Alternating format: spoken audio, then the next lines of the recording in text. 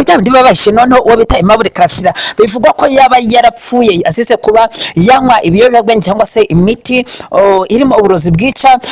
Biragaragara ko mu by'ukuri hari uwayimumesheje ku gato. Ibi rero bikaba byavugishije abantu benshi. Mu by'ukuri reka tubanze ture ese umuntu yabasha kuba yava mu mwuka mu gihe Imana itabishaka? Ibi bintu ntabwo bishoboka ko umuntu yava mu mwuka atari umuntu wamugambane cyangwa se umuntu wabigizemo uruhare. Ubundi iyo Imana yagutanze ubundi amaherezo uba ugomba kuba wapfa. Gusa reka tubanze tubasaba nyamuneka mwebwe mwabuze uwahanyu mukomeze kwihangana kandi tushimira amaze kuri subscribe nimba mwarayikoze kera muhita mukanda no kunzogera kugira ngo video zacu mujye notification video dushizo. Kandi tutibafandimwe tutibakundwa turabakunda cyane, no mpamvu tubabwira tuti uko mubonye video zacu muze twandikira muri comment ubundi ibintu ujye bibasha kuba byagenda neza. Uyu rero ni urupfu rwa Aimable Karasira.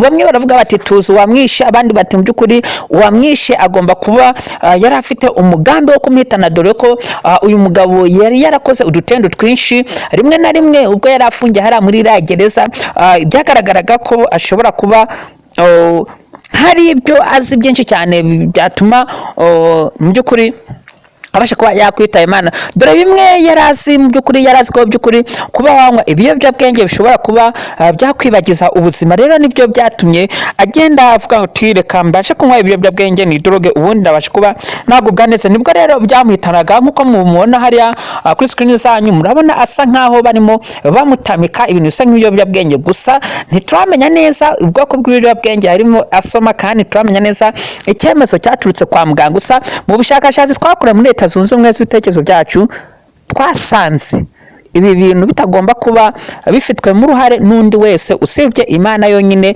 niyo ifite uruhare mu rupfu rwa Karasira Aimable. Turabakunda.